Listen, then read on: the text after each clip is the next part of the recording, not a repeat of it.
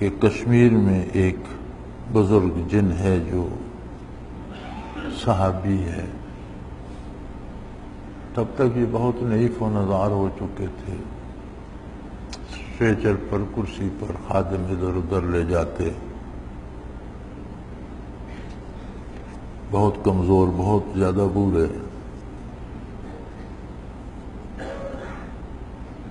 تو مجھے مل کر یہ خواہش ہوئی کہ کتنا ہی اچھا ہو کہ یہ دارالعرفان تشریف لائیں۔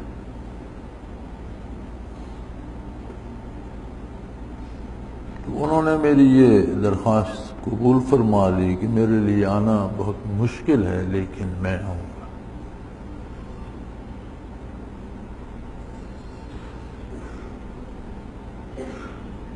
یہ جو ذکر کے انوارات سے زمین منور ہوتی ہے، درخت منور ہوتے ہیں، فضا منور ہوتی ہے، انسانوں کو نظر آئے نہ آئے، جنوں کا جسم لطیف ہوتا ہے انہیں یہ چیزیں نظر آتی ہیں، انہیں ان کے لیے کشف کی ضرورت نہیں کیونکہ وہ خود جسم لطیف ہیں، تو یہ چیزیں انہیں ظاہر باہر نظر آتی ہیں۔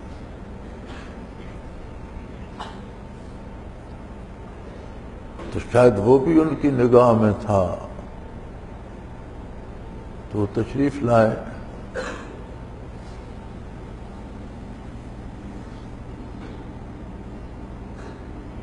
تھوڑی سی 2-3 گھونٹ چائے کے لیے، اور پھر شام کے بعد تھوڑا سا ونڈوں کا حلوہ۔ ویسے تو ان کی غذا مادی نہیں، انرجی ہے، لیکن یہ بتانے کے لیے کہ ہم نے اپنا حصہ لے لیا ہے، انہوں نے کچھ اس میں سے لے لیا۔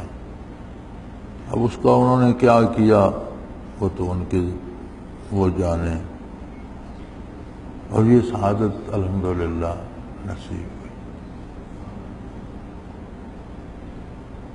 اب اس میں تابعی کہلا سکتے ہیں یا نہیں یہ اللہ ہی جانے۔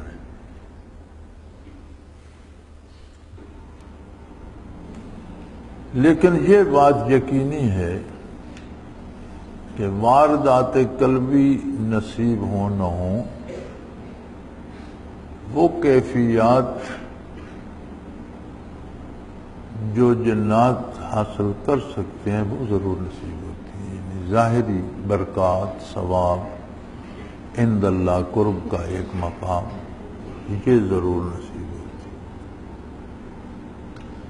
اور پھر اگر اللہ نے وہ مجھے عطا فرمائی ہے تو اس میں میرا تو کوئی کمال نہیں، وہ تو اللہ کی عطا ہے۔ اس کا مطلب ہے کہ جو بھی مسلمان صحیح العقیدہ جب تک مجھ سے ملے گا اس کو بھی وہ برکات پہنچیں گی، وہ سلسلے کا ہے یا نہیں ہے۔ سلسلے کے لوگ تو ایک وجود کا حصہ بن جاتے ہیں، اگر کوئی سلسلہ عالی کا نہیں بھی ہے لیکن وہ مسلمان ہے، اس کا عقیدہ درست ہے، مسلمان سے میری اس کا عقیدہ درست ہو۔ آج عقیدے کے فساد کا زمانہ ہے، اور میں خود ذاتی طور پر یہ سمجھتا ہوں کہ آج کے زمانے میں جو بندہ صحیح عقیدہ لے کر مر جائے وہ ولی اللہ ہے، چونکہ عقیدے کی صحت بہت مشکوک ہو گئی، عقائد میں لوگ بہت پیچھے رہ گئے۔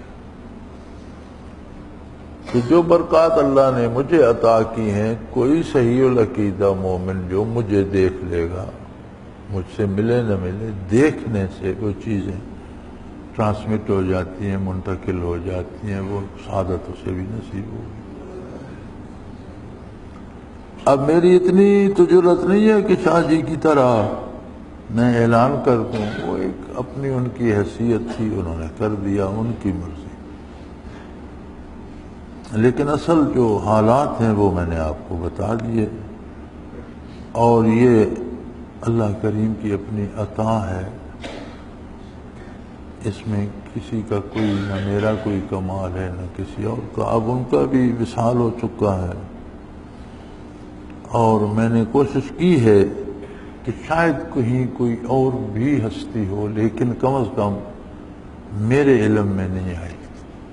ہو سکتا ہے دنیا بڑی وسیع ہے، کسی گوشے میں کوئی شاید ہو، لیکن میرے علم کے مطابق یہ آخری ہستی تھی جس نے حضور کی صحبت پائی۔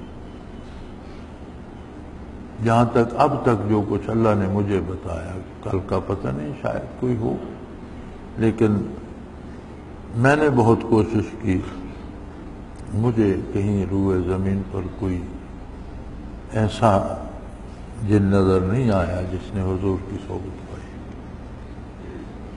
تو اب تو خیر انسانوں کا یہ عالم ہے تو جنوں میں تو بہت فساد پیدا ہو چکا ہے۔ صاحب حیات الحیوان نے ایک حدیث نقل فرمائی ہے۔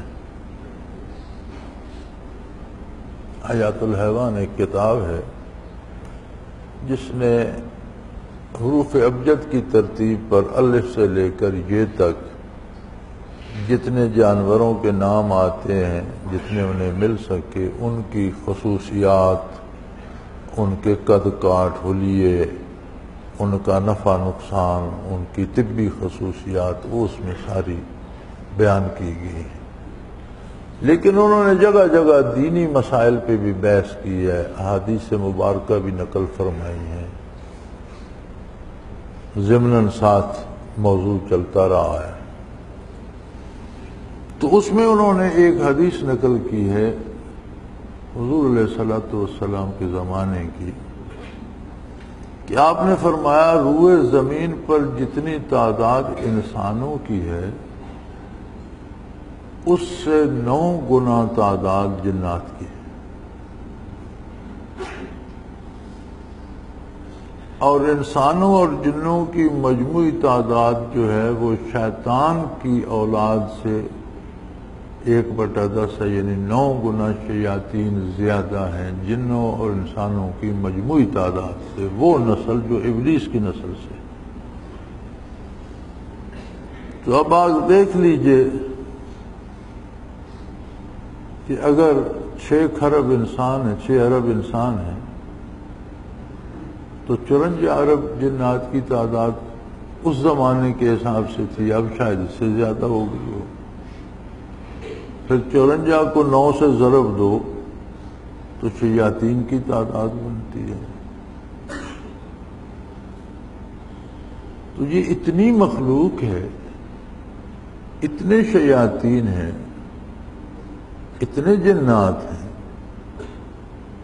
کہ فضا اور زمین بھری ہوئی ہے ان سے۔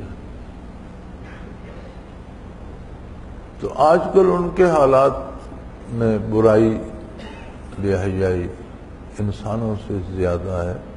وہ کہ ہیں نیک بھی ہیں، مسلمان بھی ہیں، اچھے بھی ہیں، لیکن بہت کم ہیں۔ جس طرح انسانوں کا حال ہے اس سے ان کا حال بہت پتلا ہے۔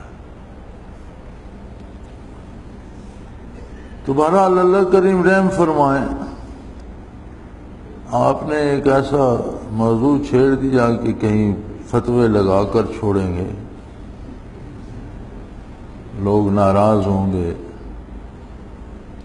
اور کہیں گے یہ دعوے کرتے ہیں۔ میں کوئی دعویٰ نہیں کر رہا، میں نے ایک حقیقت بتائی ہے۔